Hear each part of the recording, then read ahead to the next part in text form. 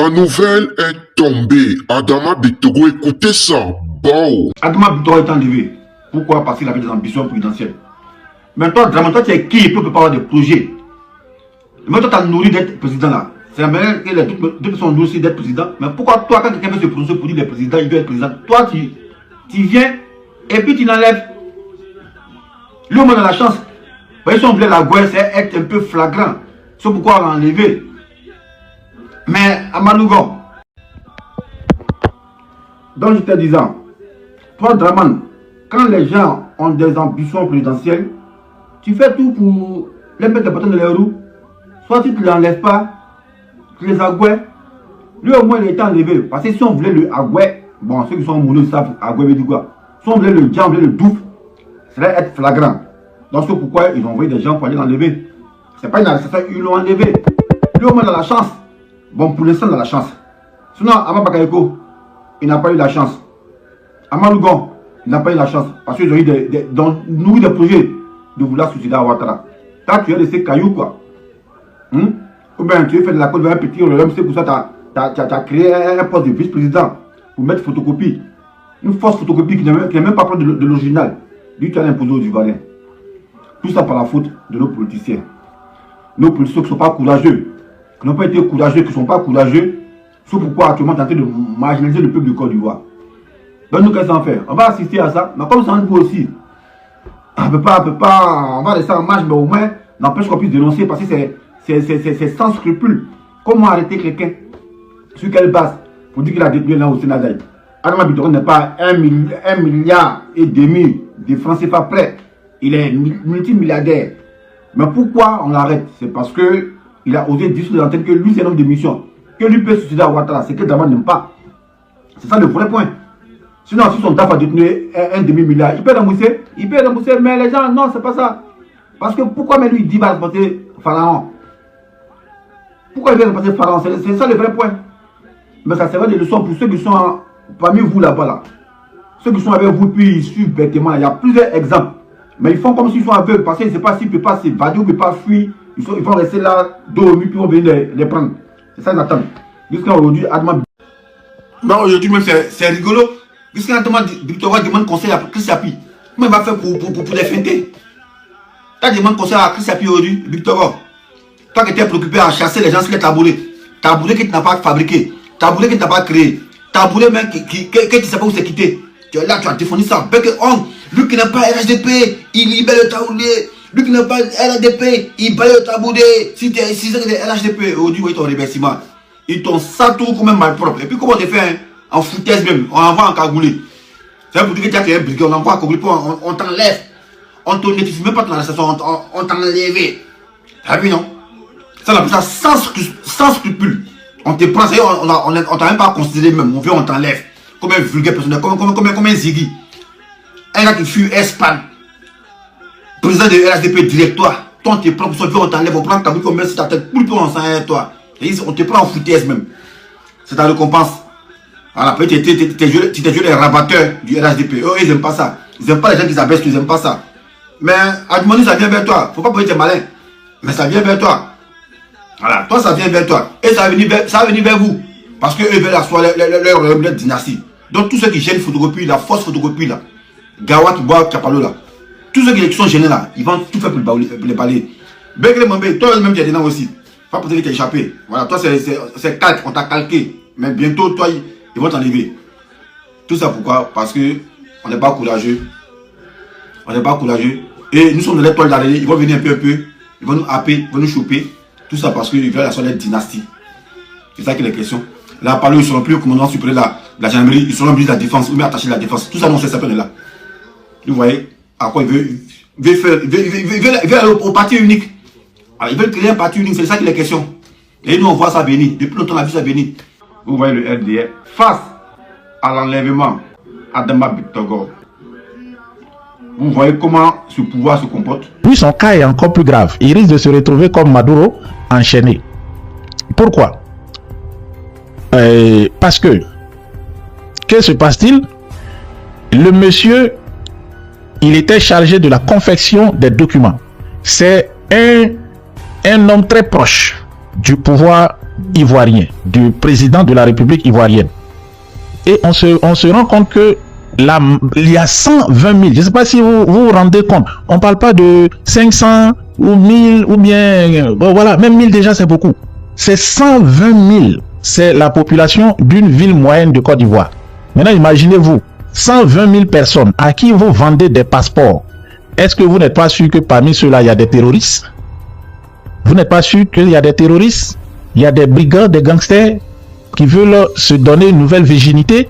Si vous suivez l'actualité aussi, au-delà des frontières, le gouvernement américain et européen, Donald Trump surtout, il y a un programme en Amérique latine, mais c'est légal aux Caraïbes. C'est-à-dire vous pouvez aller dans un pays, vous envoyez 250 000 $, avant c'était 100 000 $, et on vous demande des documents de votre pays, etc. Vous les fournissez, ça c'est combien de dons vous faites au pays, et le pays vous donne son passeport. Mais ils vont mener des enquêtes sur vous avant de vous donner le passeport. Et l'argent là va dans les caisses de l'État. Mais ce qui s'est passé en Côte d'Ivoire, c'est différent. Ça, ils appellent ça là-bas Citizenship Program. Donc, vous payez, vous recevez le passeport. Donc, au début, les gens voyageaient, ils vont aux États-Unis, les pays tels que la Russie, des pays voilà, qui ont des sanctions, etc. Ils voyageaient, ils allaient aux États-Unis. Mais quand Trump est venu, il a dit non, on ne peut pas accepter ça parce que des voyous peuvent profiter pour passer par comment on appelle ça, passer par ces gens-là et puis venir nous attaquer. Donc tous ceux qui avaient ce passeport-là, quand ils arrivaient aux États-Unis, on les arrêtait, on les met en prison, dans des prisons de l'immigration pour les rapatrier dans leur pays. Et ça, dites-vous que le gouvernement du pays a fait quand même des enquêtes sur la personne. Mais dans le cas, ce qui s'est passé en Côte d'Ivoire, il n'y a eu aucune enquête. C'est un Libanais en Côte d'Ivoire qui a une société, Plastica, c'est son nom qui m'échappe. C'est lui qui servait d'intermédiaire entre le réseau et puis les autorités ivoiriennes. On parle de la DST, mais c'est SNIDAI qui fabrique les passeports. Bon, Bitogo pour le moment dit non, moi je sais rien. Moi, les documents arrivaient de la DST, c'est les dossiers qui arrivent, je ne fais que fabriquer, je ne suis au courant de rien. Mais ce n'est pas le seul scandale parce qu'il y a eu un autre scandale où il y a eu de quoi 5000 passeports. Il y avait un Togolais qui était impliqué, lui il a fui, il est parti au Togo. On n'a pas pu l'arrêter. Mais le scandale des 120 000 passeports, SNIDAI a la main dedans. Qu'est-ce qui se passe? Les 120 000 passeports, d'abord les premières dénonciations sont venues du Qatar. C'est la police du Qatar qui informe les autorités ivoiriennes qu'il y a des gens qui viennent ici avec des passeports ivoiriens authentiques, mais ils ne parlent pas français. Et puis bon, c'est pas des noirs et tout ça, on veut comprendre. Donc ils ont envoyé les documents pour tester. Théoriquement, les documents là sont authentiques parce que ça est dans le système. Mais comme c'est le Qatar, bon, normalement, si vous me suivez, quand le Qatar envoie ces documents, c'est-à-dire vous avez un passeport français, vous allez, je sais pas, en voyage quelque part, on prend votre passeport et on déroge la France. La France va fouiller dans le système. Si votre nom est dans le système, les emprunts, etc., vous avez eu un passeport correct, même si vous ne parlez pas français, ils vont dire oui, le passeport est bon. Sauf que les Ivoiriens disent que non, c'est pas des bons passeports. voilà ce qui va intriguer un peu. Pourtant, les passeports étaient censés être dans le système puisque ce sont des passeports biométriques. Ce sont des passeports biométriques. Ce ne sont pas des passeports qu'on a enlevé photo, on a collé. Ce sont des passeports biométriques. Avec une photo qui sort en filigrane et une photo qui est là avec tous les systèmes de sécurité sont sur le passeport. Et vous dites que le passeport c'est faux. C'est comme les passeports qu'on a saisis au Maroc et les gens j'étais dit non, c'est pas des passeports ivoiriens. Les gens disent qu'ils sont ivoiriens mais ils sont pas ivoiriens. Alors mais comment est-ce qu'ils ont eu le passeport ivoirien? Il y a eu des passeports aussi qui ont été saisis en Tunisie. Mais ce qui est intriguant, on a 120 000 et les numéros sont connus. C'est ça aussi que vous devez savoir. Donc quand le FBI vient la première fois en Côte d'Ivoire, il y a l'affaire de drogue parce que Interpol a passé ces informations déjà aussi à la DEA et aussi des informations qui viennent d'Amérique latine, des infiltrés de la DEA. Ils savent quels sont ceux qui vont négocier là-bas pour les achats de drogue. Mais en même temps, l'affaire des passeports, qu'est-ce qui se passe? Qu'est-ce qui se passe avec les 120 000 passeports? Il y a les numéros. Ils viennent et ils demandent aux Ivoiriens de leur donner les numéros, puisque 120 000 qui l'a dit, ben c'est l'État. Alassane Ouattara dit qu'il n'était pas au courant, il a fait mener une enquête. Et l'enquête, on dit non, c'est le Libanais qui a vendu, ils ont arrêté, ils l'ont mis dedans, après ils l'ont laissé. Mais c'est pas fini l'affaire, puisqu'il y a 120 000 passeports. Ce ne sont pas des documents falsifiés, c'est des documents authentiques qui sont sortis comment on va dire ça, de l'imprimerie là où on fabrique les passeports. C'est comme de la fausse monnaie, quand on capture des faux billets de banque. Et puis c'est vrai, ça paraît vrai là. C'est que c'est une banque centrale qui a fabriqué. Donc on va aller tester ça. si c'est ils ont un service, si c'est aux États-Unis, le Secret Service va aller tester ça. Dans le cas du passeport, je ne sais pas s'ils ont eu à prendre. De toute façon, les Qataris avaient ces passeports. Est-ce que le Qatar, qui est en bon terme avec les Américains, est-ce qu'ils ont donné certains de ces passeports au FBI pour aller les analyser? Parce que Big Togo ne fait que réceptionner, mais Big Togo n'a pas les machines pour fabriquer les passeports à Abidjan. Les passeports sont fabriqués, je crois, en Belgique. Donc, ils ont envoyé les documents pour être fabriqués. Donc, si le FBI récupère ces passeports, qu'est-ce qu'ils vont faire? C'est de contacter l'entreprise qui fabrique pour savoir est-ce que ça, on veut l'envoyer? Est-ce que la sécurité qui est dessus, tout est là? L'entreprise va répondre. Donc, c'est une enquête internationale. Il y a un volet criminel, il y a un volet terroriste, il y a un volet aussi voilà, politique et tout ça. Non, le Libanais est sorti. Il y a même une vidéo aussi, j'avais pensé que j'allais m'attarder un peu sur ça. J'allais vous sortir l'image où les travailleurs de son entreprise sont même allés l'accueillir, l'acclamer. C'est un héros. Ils sont allés l'acclamer. Il n'y a même pas, même une mouche est en prison pour les 120 000 passeports, il n'y a pas. Il est sorti. Il était le seul qu'on a arrêté, il est sorti. Mais comment un Libanais qui n'est pas dans l'administration ivoirienne peut obtenir jusqu'à 120 000 passeports pour aller vendre à 10 millions, 10 millions, 10 millions. C'est 1 milliard 200. C'est ça, non? 1200 milliards, 2 milliards de dollars. Donc c'est un trafic grave. C'est même plus grave que celui de la drogue. 2 milliards de dollars vendus des passeports ivoiriens. Et en plus, donc quand le FBI vient, il demande aux Ivoiriens de donner tous les numéros, c'est-à-dire toutes les copies de ces 120 000 passeports. Parce que eux, ils veulent avoir ça dans leur base de données pour s'il y a quelqu'un qui va quitter, il y a un Libanais qui va venir là-bas avec un de ses passeports. Donc la justice a dit que oui, on est en train de travailler, on est en train de réunir les noms. Ça fait combien de mois? Ils n'ont pas encore donné ça. Ils n'ont pas encore donné la liste des 120 000 passeports que les Libanais ont achetés. Et pour vous dire que il y a une surveillance, ça c'est une parenthèse, c'est une autre affaire, je vais peut-être en parler un autre jour. Il y a un Libanais que le Mossad est venu, je pense qu'ils ont dit qu'il travaille pour le Mossad, je sais pas, etc. Bon, bref, ce qui est sûr, lui il était à Abidjan aussi. C'est un Libanais qui a le passeport ivoirien, qui est un vrai Ivoirien naturalisé. Ils sont venus le prendre à Abidjan pour aller au Liban. Et il y a un ancien policier, c'est-à-dire qui à l'époque était avec les groupes, voilà, que vous connaissez, les groupes djihadistes, et ils ont séquestré un Israélien et l'ont tué. Donc c'est le gars qui vient d'Abidjan pour aller tendre un piège au gars qui veut acheter sa maison, il est allé chez lui, ils ont mangé, donc il lui a donné rendez-vous. Le jour où il est allé sur le rendez-vous, le Mossad l'a capturé. Actuellement, ils l'ont envoyé en Israël. Ça veut dire que le Mossad est aussi présent en Côte d'Ivoire. Eux aussi sont là, ils font leur enquête aussi. Donc, on veut la liste des 120 000. Aussi, il y a des terroristes. Maintenant, qui a vendu ces passeports à ces gens-là? Et si parmi eux, il y a des terroristes qui vont profiter de ça pour voyager, pour aller aux États-Unis, pour aller effectuer des attentats. Alors, il y a quelque chose qui se passe, c'est que, si vous voyez, c'est un peu l'histoire d'Ahmed Bakayoko. Quand il est découvert publiquement par les Européens, donc Ouattara ne peut plus le protéger.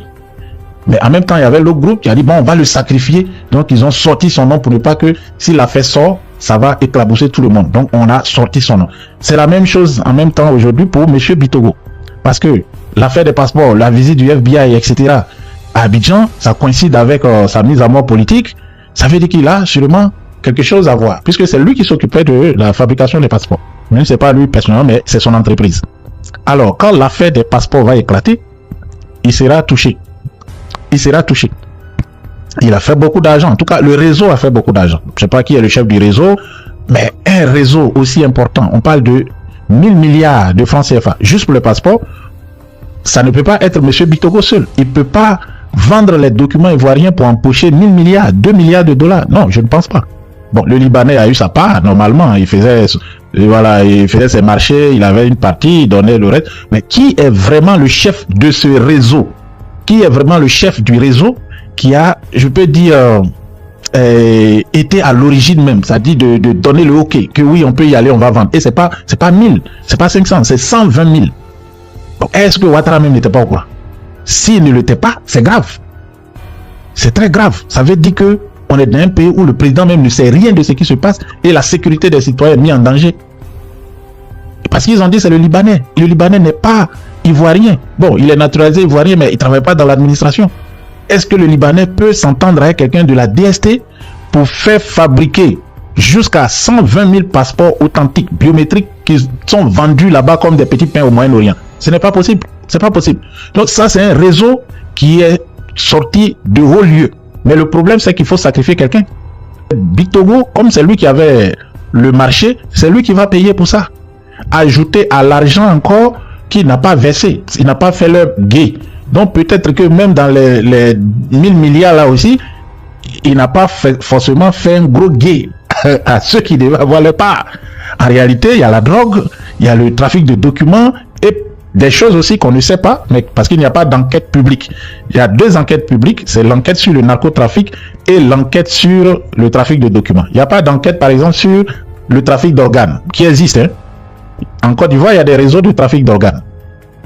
Vous n'avez jamais vu la police arrêter quelqu'un pour dire, bon, on a attrapé un tel avec des enfants et il allait les vendre. Il n'y a jamais ça. Mais on voit tous les jours qu'il y a des disparitions d'enfants. Donc, il y a un réseau de trafic d'organes qui est bien implanté en Côte d'Ivoire. Abidjan même déjà regardé les cas. Et à l'intérieur du pays. Et ce n'est pas que les Ivoiriens qui sont tués. Ce n'est pas que les Ivoiriens qui sont tués dans les trafics d'organes. Il n'y a pas d'éléments publics, donc je ne peux pas m'attarder dessus. Mais une chose que je sais, comme je suis venu en Afrique, je sais qu'il y a beaucoup d'enfants, bon, des gens qu'on vient prendre pour dire, on vient prendre dans les pays, voilà, d'en haut, les pays, voilà, du Sahel comme ça, pour dire venez travailler dans des mines d'or, l'orpaillage clandestin, on envoie les enfants.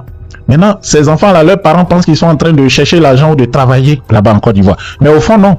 C'est juste des gens qu'on prend pour envoyer dans des trafics. On va les tuer, on enlève leurs organes, on donne à des vieux blancs. Le tourisme là qui se passe, tous ne viennent pas pour prendre du soleil. Il y en a qui viennent pour ces choses-là. Mais j'ai pas d'informations sur ça. Sûrement, il y a une enquête qui va sortir aussi sur cette affaire. Donc, il y a un puissant réseau aussi de trafic d'organes aussi qui est implanté. Mais le vrai, c'est la drogue. C'est la drogue. Des gens qui ont déjà tous les marchés du pays, qui ont, comment je vais dire ça, les grandes entreprises qui se partagent les contrats publics. Il n'y a même pas appel d'offres, c'est gré à gré, des milliards, des centaines de milliards. Bon, comment on va dire ça? Je donne un chiffre, par exemple. Le contrat de Seamless. Seamless est une entreprise belge. Celui qui fait le lobbying pour l'entreprise, c'est le fils direct d'Alassane Ouattara. Voilà, David Ouattara. Il était marié à une Belge qui est décédée. Bon, il a des contacts en Belgique, sûrement qui sont passés par sa femme pour le contacter. Et voilà, son père, ils ont eu le document de la fabrication des cartes d'identité ivoiriennes. Et les cartes d'identité même ne sortent pas. Donc, Seamless a eu ce contrat, c'est 430 milliards de francs CFA. Le budget de la santé dans la Côte d'Ivoire de toute l'année, c'est 450 milliards. Vous avez compris, non? Le budget du ministère de la Santé, c'est 450 milliards. Et Seamless a 430 milliards pour fabriquer les cartes d'identité ivoiriennes qui sont des trucs simples, hein, ça là, c'est que moi j'ai vu, il n'y a pas de sécurité dessus, ça c'est comme les cartes bancaires là, ok, tu vas à la banque, même on te fabrique ça à l'instant et puis on te donne. Ils peuvent faire ça, mais c'est 430 milliards et on veut même leur donner le contrat qu'on a arraché à Bictogo.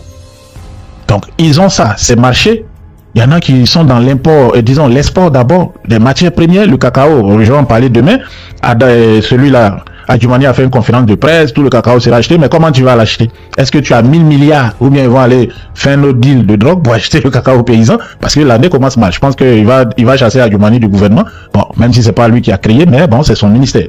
Bon, ils sont exportateurs de cacao. Ils sont en même temps importateurs, le riz, le sucre. Et surtout, ils sont tous dans le BTP. Ils sont soit des sous-traitants, des Dakla et des autres, comment il s'appelle ce monsieur-là aussi, Fakouri, etc., des architectes qui sont en même temps et constructeurs, qui sont BTP en même temps, ils ont tout est centralisé. Donc, ils ont tous ces milliards. Mais tous les petits business, ils veulent fermer. Importation de véhicules, ils ont pris ça. Bon, et Yango, là, que les enfants achetaient des petites voitures pour faire, aujourd'hui, est-ce que vous savez, il y a peut-être des DG, des ministres qui ont 200, 100 voitures qui font Yango avec. Il a détourné l'argent, il allait acheter ses voitures, faire ses Yango avec. Ils ont encore des puits de pétrole. Ça encore, on n'en parle pas. Ils ont des puits de pétrole. Ils ont des blocs entiers de gaz. Offshore même, c'est-à-dire dans l'eau que personne même ne voit. Donc il y a les milliards là-bas. Et l'argent maintenant du narco et tout ça, des trafics d'organes, ils blanchissent ça dans la construction. C'est-à-dire, ils viennent... Allez-y à Marcory, là, les Libanais, souvent c'est des Ivoiriens, hein, vous allez penser que c'est le Libanais, non, ils sont en association. Des immeubles de luxe qui poussent partout, des hôtels, Ils ont tous des villas assignés, des hôtels sur la côte là. Tout ça, c'est eux.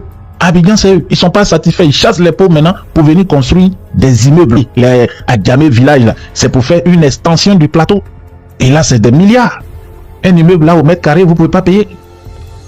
Non, on va faire la route, on va faire ceci. Donc, ils sont dans tout.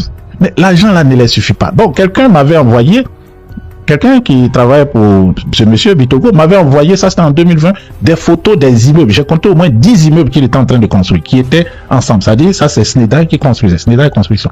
Je dis, mais dingue, où est-ce qu'il sort l'argent là pour financer tout ça? Les hôtels, les ceci. Et en tout cas, lui, bon, il n'est pas le seul. Voilà, c'est juste que c'est son heure qui est arrivée à évaporer par Ouattara, il est obligé de le sacrifier. Voilà, il est obligé de le sacrifier parce que c'est un peu un Ahmed Bakayoko bis. Ahmed Bakayoko, il y avait des preuves palpables qu'il était le chef. C'est lui qui permettait, bon pas qui permettait, c'est un peu comme s'il est à côté. Non, c'est lui qui était nécessaire. Voilà, le chef nécessaire pour le trafic de drogue. Les gendarmes qui étaient au port, il y avait des instructions qu'ils ne fouillent pas tel chargement. Il y avait des douaniers qui allaient faire sortir, on les payait. Jusqu'à le chef même de la division anti-drogue du port a été arrêté. Ils sont allés le juger. Ça aussi, vous avez entendu ça. Ils ont dit ils vont faire le jugement à huis clos pour ne pas que, oui, c'est si, bon. Mais parce que il y avait trop de trucs, mais de toute façon, il ne peut pas parler, ils vont le tuer. Et il a été meilleur gendarme de Côte d'Ivoire, ce monsieur. Comment est-ce qu'il est rentré dans le narco? Parce qu'on l'a nommé chef de la division anti-stupéfiant du port.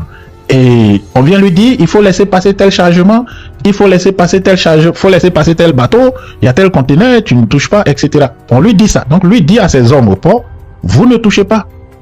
Maintenant, il y a deux hypothèses. Soit on le payait en drogue, c'est-à-dire qu'on lui donnait de la drogue pour avoir son silence. Ceux-là qui viennent de découvrir pour la première fois cette église médiatique, veuillez partager cette vidéo partout, car l'heure est grave et l'heure est à l'écoute. Ceux-là qui se demandent c'est quoi l'agenda du jour, c'est quoi l'agenda de la semaine, sachez que nous n'avons pas un agenda fixe, mais lorsque nous tombons sur une information qui s'avère vraie et crédible, nous la crétons et nous l'implémentons. Alors ne vous inquiétez pas, restez connectés, restez toujours scotchés, car vous ne connaissez ni l'heure ni le jour. Lorsqu'une information tombera toujours dans cette église médiatique.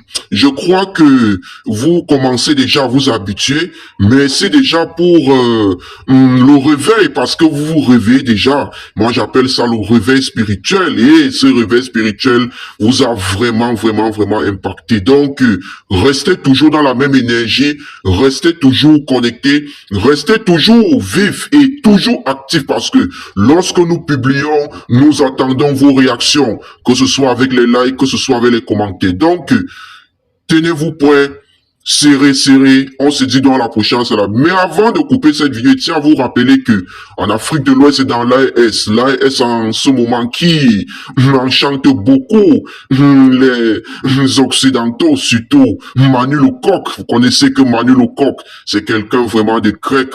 On se dit dans la prochaine, c'est la vista. Bisous là-bas les gars. Bon!